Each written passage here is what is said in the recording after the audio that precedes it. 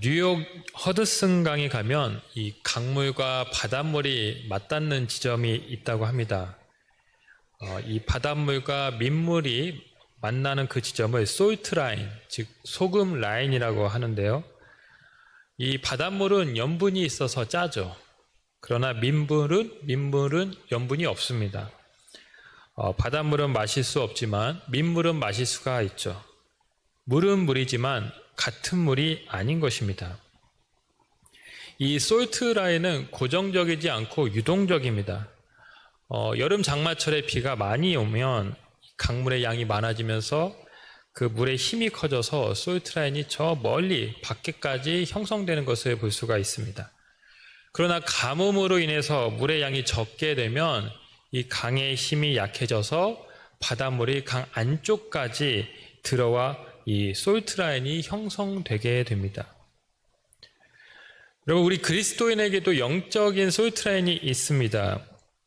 우리가 늘 깨어 기도하고 말씀으로 그 말씀 안에 거하면 우리 안에 생명의 물, 성령이 샘솟게 됩니다. 우리의 그 솔트 라인이 저 멀리까지 형성이 되어서 영적으로 풍성하고 부유하고 정말 힘 있는 삶을 살게 되죠. 반면 우리가 영적인 나태와 게으름에 빠지게 되면 이 솔트 라인이 우리의 삶 깊숙한 곳까지 침범해서 우리의 영은 크게 위축이 될 것입니다. 생명의 영이 부족해져서 쉽게 상처받고 시험에 들고 영적 무기력에 빠지는 삶이 나타나게 되는 것입니다. 사랑하는 성도 여러분, 날마다 성령으로 충만하고 성령의 생수가 샘솟길 원합니다. 이 세상의 유혹을 밀어내고 생명력 넘치는 삶을 살아내는 여러분들 다 되시길 주님의 이름으로 축복합니다. 오늘 본문은 예수님의 가르침입니다. 이 말씀 안에서도 두 개의 세상이 충돌하고 있음을 보게 됩니다. 먼저 무엇을 먹을까, 무엇을 마실까, 또 무엇을 입을까 이렇게 근심하게 하는 세상입니다. 바로 우리가 지금 살고 있는 이 세상 나라이죠. 사실 이 땅의 의식주는 매우 중요한 문제입니다. 우리에게 다 필요한 것들이죠. 예수님도 이것의 중요성을 잘 아셨습니다. 그래서 너희 아버지도 이런 것이 너희에게 있어야 할 것을 아신다라는 말씀을 하셨습니다. 자, 그런데 예수님은 이런 세상 나라보다 더 중요한 나라가 있다는 것을 우리에게 가르쳐주고 있습니다. 그것이 바로 하나님의 나라입니다. 오늘 말씀 보면 다만 너희는 그의 나라를 구하라. 다만 오직 하나님의 나라만 구하라 이렇게 말씀한 것입니다. 그리고 이 병행하는 마태복음을 보면 먼저 그의 나라를 구하라 이렇게 말씀하기도 했습니다. 먼저 우선순위를 말씀하고 있는 것이죠. 하나님의 나라가 최우선이 되어야 한다는 것입니다. 그리하면 그 이후에 세상에서 너희가 필요로 하는 모든 것을 하나님께서 주신다라는 것입니다. 여러분, 예수님은 이 말씀을 하시면서 무서워하지 말라 이렇게도 말씀을 하시죠. 사실 이 눈에 보이는 세상 나라를 놔두고 눈에 보이지 않는 하나님의 나라를 구한다는 것이 어려운 일입니다. 당장 내 코가 석자인데 하면서 이 땅의 것들에 더 신경 쓰는 것이 지혜로운 것처럼 보일 수도 있는 것이죠. 그러나 우리가 이 성도로 살아가기 위해서는 이 예수님이 가르쳐 주시고 보여주신 이 하나님 나라에 대한 분명한 선택과 믿음이 있어야 됩니다. 왜 그렇습니까? 이 하나님 나라 안에만 진정한 생명이 있기 때문입니다. 하나님의 나라는 예수님이 이 땅에 와서 선포하신 그 하나님의 비전입니다.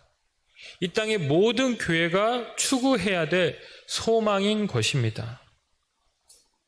여러분, 지금 이 세상은 영적 전쟁이 벌어지는 그 최전선이라고 할 수 있습니다. 그리고 교회는 그 싸움을 위한 어떤 전초기지라고 할 수 있죠. 우리가 깨어 기도하고 복음의 씨앗을 뿌리며 나아갈 때 우리 교회를 통해 이 영적인 솔트라인은 점점 더 확장이 되어 갈 것입니다. 많은 사람들이 생명의 생수를 마시고 살아나게 될 것입니다. 여러분, 그럼 하나님의 나라를 구하기 위해서 우리가 기억해야 할 것은 무엇입니까? 이 하나님 나라의 주인 되시는 하나님은 어떤 분이시고 또 그 나라에 사는 우리는 어떤 존재입니까?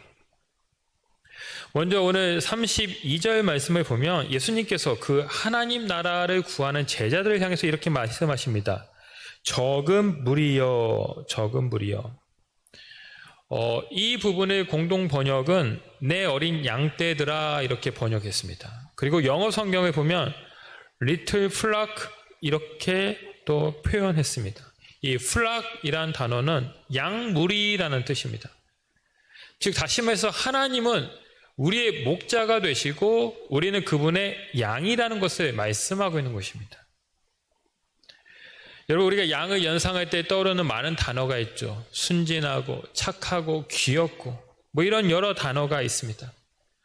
자, 이 양에는 긍정적인 이미지가 사실 많이 있지만 정반대로 부정적인 이미지도 이 양에게는 있습니다. 바로 이 양은 사실 아둔하고 어리석은 동물이다라는 것이죠. 많은 가정에서 반려견 또 반려묘를 키우고 있습니다. 강아지와 동물을 특히 많이 키우는 것은 이 동물들이 좀 학습이 되고 주인을 잘 알아보고 주인의 말을 잘 듣기 때문에 그렇게 하는 것이죠. 자, 그럼 양은 어떨까요? 양은 전혀 그렇지 않습니다. 이 양은 시력이 아주 안 좋아서 바로 앞에 낭떠러지가 있는데도 불구하고 그냥 그 앞에 낭떠러지에 빠진다라고 합니다. 물 웅덩이가 있어서 그 옆으로 가야 되는데도 그냥 그 물 웅덩이에 빠진다라고 합니다. 그만큼 눈이 안 좋아서 이 목자가 없으면 단 한시도 살 수 없는 존재가 바로 양이라는 것이죠. 여러분, 성경에는 이 하나님과 인간의 관계를 목자와 양으로 자주 비유하고 있습니다. 대표적으로 예수께서 34장 16절 말씀을 보면 이렇게 말씀합니다. 내가 친히 내 양의 목자가 되어 그것들을 누워있게 할지라. 주 여호와의 말씀이라. 그런가 하면 시편 23편 우리가 애송하는 이 말씀, 여호와는 나의 목자시니 내게 부족함이 없으리로다. 그가 나를 푸른 풀밭에 누이시고 쉴만한 물가로 인도하신다라고 말씀합니다. 또 이 외에도 예수님은 자기 자신을 가리켜서 나는 선한 목자다라고도 말씀하셨습니다. 여러분, 왜 이렇게 성경은 많은 동물들 중에서도 하필이면 양을 인간으로 비유했습니까? 왜 하나님, 예수님이 우리의 목자라고 비유하시고 있습니까? 그래서 우리가 그만큼 하나님 없이는 살 수 없는 존재다라는 것입니다. 절대적으로 우리에게는 하나님, 예수님이 필요하다라는 것이죠. 여러분, 우리가 지금 최첨단 AI, 인공지능 이런 시대를 살아가고 있습니다. 하루가 다르게 이 세상이 급변하고 있죠. 유발 하라리라는 그 저자가 있습니다. 이분이 호모 데우스라는 책을 썼는데 이 책 호모 데우스의 뜻이 무엇이냐면 신이 된 인간입니다. 신이 된 인간. 인간의 지식과 기술이 이제 마치 신의 수준에 이르렀다. 이렇게 지금 그 책은 말하고 있는 것이죠. 맞습니다. 인간이 놀라운 업적을 이루고 있는 것은 사실입니다. 그런데 인간이 정말 신의 주위에 오른 그런 존재일까요? 우리는 신 없이도 살 수 있습니까? 그렇지 않습니다. 우리는 여전히 한 마리의 잃어버린 양처럼 어리석고 아둔합니다. 우리는 단 1분 1초도 내 앞의 미래를 한 치 앞도 예측할 수가 없습니다. 하나님이 어느 날 부르시면 내가 이 땅에서 가지고 있던 그 모든 것을 다 내려놓고 우리는 하나님께 갈 수밖에 없습니다. 우리는 피조물이라는 것이죠. 피조물은 철저하게 창조주 하나님께 속해야 됩니다. 창조주 하나님 안에 있을 때 참된 안정과 평안을 누리게 됩니다. 영적인 생명을 공급받고 열매 맺는 삶을 살 수 있는 것입니다. 여러분, 우리 교회 안에 여러 목장이 있죠. 우리는 이 소그룹을 목장이라고 부르고 있습니다. 참 귀한 단어입니다. 이 목장이라는 말은 하나님이 우리의 목자 되시고 우리는 그분의 양이다라는 신앙 고백입니다. 여러분, 신앙이 자라나는 여러 가지 방법이 있지만 그중 대표적인 방법이 바로 이 소그룹 안에 들어가는 것입니다. 우리는 날마다 목장으로 모여야 됩니다. 주님이 없이는 내가 단 1분 1초도 살 수 없습니다 라고 고백하면서 말씀을 묵상하고 찬양하고 기도하는 삶을 살아야 하는 것입니다. 우리가 말씀 안에서 서로 격려하고 위로하고 함께 교제할 때 어떤 일이 일어날까요? 그 목자 되시는 하나님이 우리 가운데 임재하게 되는 겁니다. 하나님께서 우리의 목자가 되셔서 우리를 푸른 풀과 신의 물가로 인도하시는 것이죠. 여러분, 선한 목자는 결코 양을 버리지 않습니다. 당신의 양들을 반드시 인도해 내십니다. 그래서 우리가 날마다 모이기에 힘써야 됩니다. 그럴 때 우리 가운데 하나님의 나라가 임하고 우리는 하나님의 그 사랑과 돌보심을 받게 되는 것입니다. 여러분, 우리가 오랫동안 목장 모임을 쉬다가 이제 이번 주부터 다시 목장 모임을 재개하죠. 여러분들 모이기에 힘쓰시고 여러분들 목장마다 하나님의 나라가 임하게 되게 주님의 이름으로 축복합니다. 자, 예수님께서 무리라는 칭호 다음에 또 이렇게 말씀하십니다. 32절 말씀 보시면 너희 아버지께서, 이런 말씀, 너희 아버지께서. 자, 하나님을 우리의 아버지로 부르시고 있죠. 그렇습니다. 하나님은 우리의 목자이시면서 또한 우리의 아버지가 되십니다. 우리는 하나님의 자녀이고 하나님은 우리의 영적인 아버지라는 것이죠. 교회 2층 목양실에 가면 여러분 큰 책장이 있습니다. 혹시 보셨는지 모르겠습니다. 이제 제가 8월 말에 부임을 해서 이사를 해서 이제 책을 좀 가져온 게 있어서 정리를 했습니다. 그렇게 나름 정리를 다 마치고 이제 며칠 후에 저기 대전에 사시던 아버지께서 이제 잠깐 교회를 오신 일이 있었습니다. 그래서 이제 이렇게 둘러보시고 또 제 책장을 보셨는데 이 책이 너무 적게 꽂혀 있는 거예요. 책장은 큰데 이 책장이 텅텅 비어 있으니까 왜 이렇게 책이 없냐고 이렇게 저한테 물으셨습니다. 사실 저는 책이 많았습니다. 정말 예전에 그 교회에서 사역할 때 이 사택에는 도저히 책을 놓을 수가 없어서 제가 교회 창고에다가 무려 10개 정도 되는 대형 박스에다가 책을 다 넣어가지고 보관해 두었습니다. 그래서 저는 이제 그렇게 책이 잘 있는 줄 알았는데 어느 날 가니까 책이 없는 거예요. 그래서 깜짝 놀랐습니다. 이 책이 다 어디 갔나 알아보니까 어느 부서에서 이제 창고 정리를 하면서 그냥 제 책을 쓰레기인 줄 알고 버려도 되는 건 줄 알고 그냥 버린 것입니다. 제가 그 사실을 알았을 때 정말 하늘이 정말 노랗고 정말 식음을 전폐하면서 너무나도 힘들었습니다. 물론 제가 그 책에다가 이름을 쓰지 않은 것은 제 불찰이지만 그래도 딱 봐도 책이고 목회자 책인 것 같은데 그럼 물어보고 이렇게 처리를 해도 됐을 텐데 그냥 버린 것입니다. 그래서 그때 정말 한동안 너무 힘들었습니다. 제가 정말 아끼고 애지중지했던 이 책들, 이사를 그렇게 많이 다니면서도 절대 버리지 않았던 그 아껴놓았던 책 한순간에 사라진 것이죠. 그래서 이제 그냥 몇 권 안 되는 그냥 그 책만 가지고 와서 이제 책장에 꽂은 것입니다. 근데 이제 아버지도 그때 아신 것이죠. 그런 일이 있었다는 거야. 그러니까 아버지도 엄청 속상해 하시는 겁니다. 저는 이제 좀 마음을 추스리고 잘 지내고 있었는데 그 모습을 보니까 또 다시 막 저도 너무 힘들더라고요. 다시 옛날 생각도 나고. 그래서 이제 그렇게 아버지가 보시고 돌아가셨습니다. 그리고 이제 추석이 되었습니다. 추석날 저희가 보통은 부모님 댁에 가야죠. 근데 이제 제가 가까운 청주로 오다 보니까 이번엔 우리 청주에서 모이자 그래가지고 부모님이 오셨습니다. 동생도 오고 그렇게 모였는데 아버지가 차에다가 뭘 잔뜩 가지고 온 거예요. 그래서 이게 뭔가 했더니 온통 어디서 그 무슨 신학책, 이런 주석책, 이런 걸 다 어디서 구하셔가지고 트렁크 막 자리에다가 가득 채워가지고 온 것입니다. 이게 다 웬 책이냐고 아버지 이렇게 물었더니 또 제 얘기를 이제 막 하신 겁니다. 은퇴한 목사님들한테 우리 아들이 이렇게 책을 잃어버렸대. 그래가지고 그 은퇴한 목사님들이 자기가 가지고 있던 또 애장하던 그 옛날 책들을 다 또 주신 것입니다. 그래가지고 아버지가 그 책을 가져와서 한동안 또 그 책을 또 정리하고 이렇게 꽂아놨죠. 그래서 참 감사했습니다. 그런데 또 웬일입니까? 또 며칠 뒤에 또 다시 아버지가 오시더니 또 책을 가져오신 겁니다.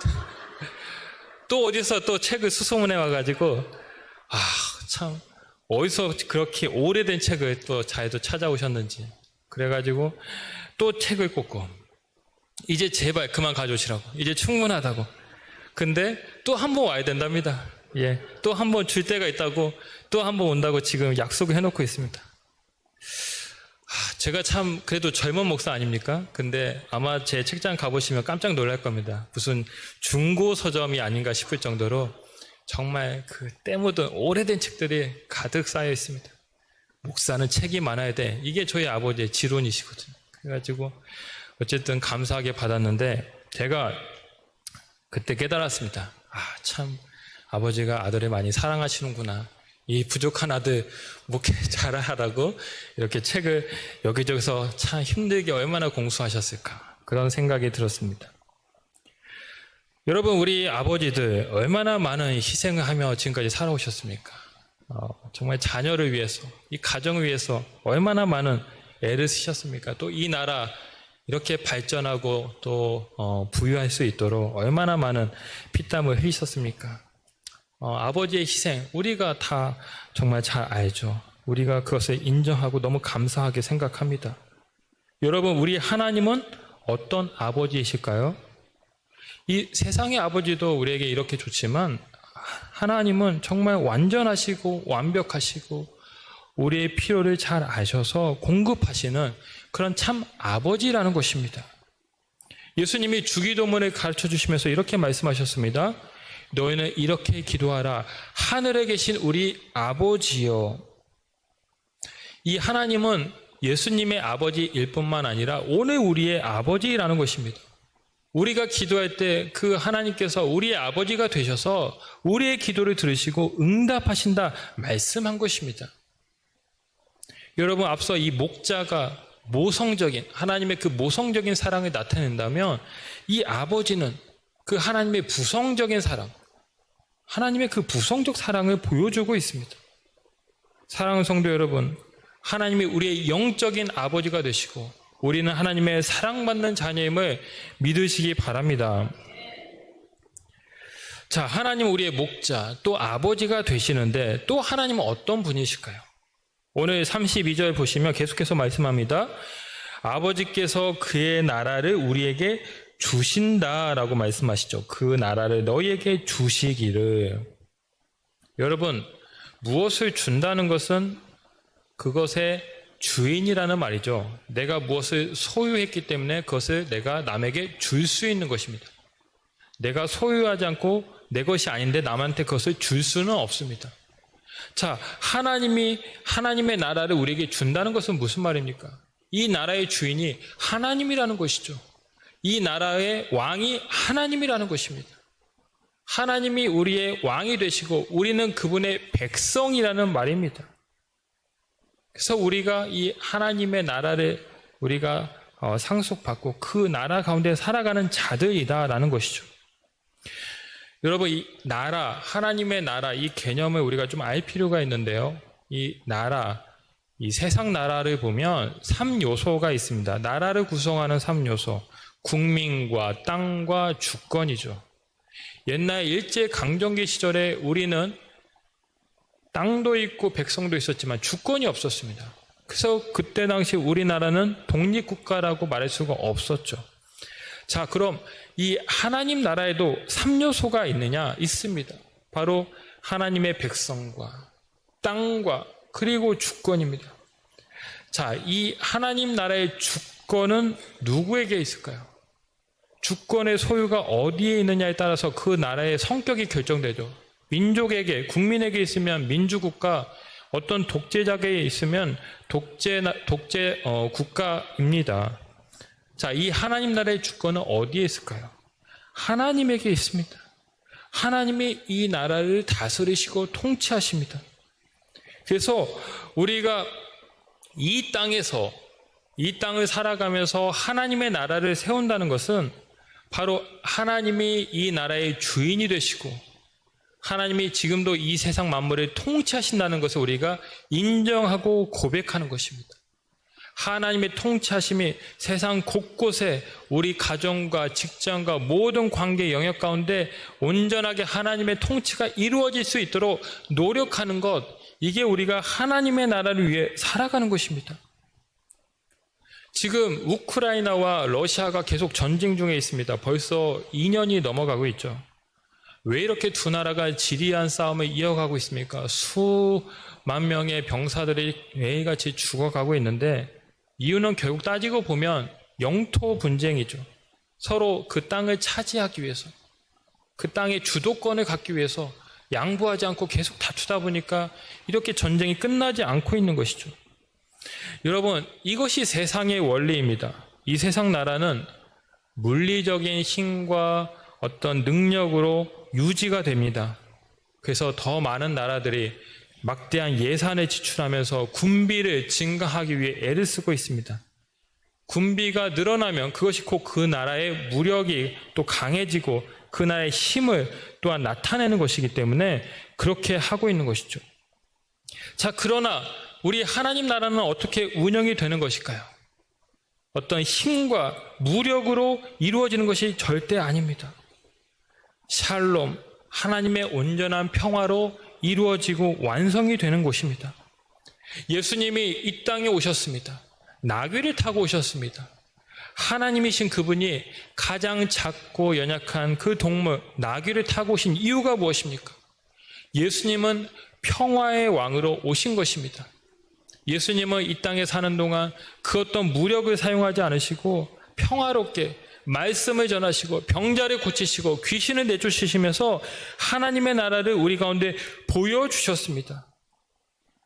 여러분, 우리가 하나님 나라 백성으로 살아간다는 것은 무슨 의미입니까? 바로 이 예수님을 본받아서 우리도 이 땅 가운데서 평화를 이루고 이 땅에서 우리가 섬김의 삶을 살아가는 것을 말합니다. 내 것을 나누고 이웃이 어려울 때 이웃을 도와주면서 그렇게 하나님의 사랑이 이 땅 가운데 이루어질 수 있도록 살아가는 것, 이것이 바로 하나님 백성다운 삶의 모습인 것입니다. 제가 어느 장로님의 그 이야기를 듣고 감동을 받았습니다. 이분이 내가 이 남은 여생 동안 이 건강으로 무엇을 하면 좋을까라는 그런 고민과 기도를 하다가 어느 날 거리에 수북히 쌓여있는 쓰레기를 보시고 그렇게 마음이 아프셨다라고 합니다. 그래서 이분은 내가 이것을 좀 치워야겠다. 그렇게 이것을 사명으로 여기시고 그 즉시 쓰레기를 줍기 시작했습니다. 누가 알아주지 않아도 그냥 쓰레기를 담는 것이죠. 지난 여름 얼마나 무더웠습니까? 그럼에도 불구하고 계속해서 하천과 거리에 있는 그런 쓰레기를 주워서 버리고 그 일을 하루도 쉬지 않고 계속 하셨다라는 것이죠. 이분이 그 깨끗해진 거리를 보면서 참 마음이 뿌듯하고 기분이 좋았다라고 합니다. 뭐 돈이 되는 일도 아니고 누구 하나 인정해주고 알아주는 것도 아니지만 그냥 남을 위해서 깨끗해지는 그 거리를 위해서 그렇게 희생하시고 수고하신 것입니다. 작지만 예수님의 사랑을 실천한 아름다운 모습이죠. 그 작은 수고와 헌신을 통해서 그 땅에 하나님의 나라가 그 순간 세워진 줄로 믿습니다. 저는 참 복이 많은 사람이라는 생각이 듭니다. 마치 이런 게 있죠. 이렇게 다 차려진 밥상 위에 왜 손가락 얹고 밥을 먹는다고. 제가 지금 사실 그런 심정입니다. 많은 분들이 이제 사택 어떠세요? 사택 뭐 불편하지 않으세요? 이런 말씀을 하시는데 전혀 그렇지 않습니다. 너무나 편리하게 또 쾌적하게 잘 지내고 있습니다. 또 우리 장로님이 이렇게 보일러를 바로 고쳐주셔가지고 이제 따뜻한 이 바닥도 따뜻해지고 얼마나 좋은지 모릅니다. 이 교회가 또 얼마나 아름답습니까? 저는 사실 몰랐습니다. 그냥 이렇게 주차장도 넓고 동산도 참 예쁘다 그렇게만 생각을 했습니다. 근데 알고 보니까 많은 분들의 헌신이 있었다는 것을 알게 되었습니다. 한 권사님은 사비를 들여서 그 많은 장비를 가져다가 그렇게 모든 어떤 이 식물들 이런 것들 다 제거하고 깨끗하게 또 나무를 심어서 그렇게 돌을 갖다 놓고 아름다운 동산이 완성될 수 있도록 그렇게 애썼다라는 것을 들었습니다. 또 많은 성도님들이 십시일반으로 또 꽃을 사다가 이렇게 심어서 저렇게 예쁜 아름다운 동산이 완성된 것이죠. 여러분, 이게 다 무엇입니까? 바로 하나님 나라입니다. 함께 수고하면서 나누면서 주님을 위해서, 이웃을 위해서, 지체를 위해서 살아가는 아름다운 수고입니다. 이것을 우리 하나님은 기뻐하시는 것입니다. 우리가 다른 것이 아닙니다. 내가 있는 그 자리에서 내가 할 수 있는 작은 일을 남을 위해서, 주님을 위해서 우리가 실천하며 살아갈 때 그 순간 하나님의 나라가 우리 가운데 임하는 것입니다. 나태주 시인의 시를 참 좋아합니다. 마당을 쓸었습니다. 이런 제목의 시를 제가 한번 읽어드리겠습니다. 마당을 쓸었습니다. 지구 한 무통이가 깨끗해졌습니다. 꽃 한 송이 피었습니다. 지구 한 무통이가 아름다워졌습니다. 마음속에 씨 하나 싹 텄습니다. 지구 한 모통이가 밝아졌습니다. 나는 지금 그대를 사랑합니다. 지구 한 모통이가 더욱 깨끗해지고 아름다워졌습니다. 여러분, 하나님의 나라 참 어렵고 막 거창한 개념 같지만 그렇지 않습니다. 내가 있는 자리에서 하나님을 바라보고 하나님을 사랑하며 사는 것이 바로 하나님 나라의 삶입니다. 내 마음과 내 뜻대로 사는 것이 아니라 예수님의 그 인도를 받아가며 목자 되시는 하나님의 인도를 받으며 사는 것이죠. 하나님이 나의 아버지 되심을 감사하게 생각하면서 더욱 하나님을 의지하고 신뢰하는 것입니다. 이렇게 이 세상의 주인이 하나님이시고 이 세상의 왕이 하나님이심을 고백하면서 살아가는 그 마음의 태도, 삶의 자세, 이것이 하나님 나라인 것입니다. 이 세상에 먹을 것, 마실 것, 입을 것, 그것에 근심 염려하면서 그것을 위해서 아둥바둥 살아가는 것이 아니라 그보다 더 고귀하고 더 본질적인 가치, 하나님 나라를 위하여서 하나님을 바라보고 이웃을 사랑하면서 살아가는 것, 그럴 때 우리 가운데 하나님의 나라가 임하게 되는 것입니다. 오늘 하나님은 이 하나님 나라를 우리에게 주시겠다고 하시면서 또 한 가지 놀라운 말씀을 하십니다. 32절 끝에서 뭐라고 말씀하십니까? 기뻐하시느니라. 기뻐하신다. 여러분, 지난주에 그 하나님이 우리를 창세전에 예정하시고 자기의 아들로 삼으실 때 기뻐하셨다라고 말씀을 하셨죠. 그렇습니다. 하나님은 우리를 아들 삼을 때도 기뻐하시고 우리에게 하나님 나라를 주실 때도 기뻐하십니다.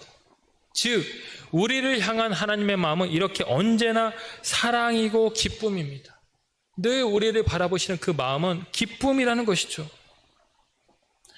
여러분, 이 하나님의 나라는 예수님이 다시 오실 때 비로소 완성되고 영화로운 모습으로 이제 세워질 것입니다. 사랑하는 성도 여러분, 우리는 이 세상 나라 가운데 살지만 하나님의 나라를 살아가도록 부름받은 자입니다. 하나님의 안에서 하나님은 우리의 목자와 아버지와 왕이 되십니다. 우리는 그분의 양이요, 자녀요, 백성이 됩니다. 하나님의 나라는 우리 모두에게 큰 기쁨이 됩니다. 이 하나님의 나라를 구하는 여러분 모두에게 주님의 은혜가 함께 하시길 주님의 이름으로 축복합니다. 기도하겠습니다. 사랑의 하나님 아버지, 참으로 감사를 드립니다. 그러므로 적은 무리여 무서워 말라. 너희 아버지께서 그 나라를 너희에게 주시기를 기뻐하시느니라.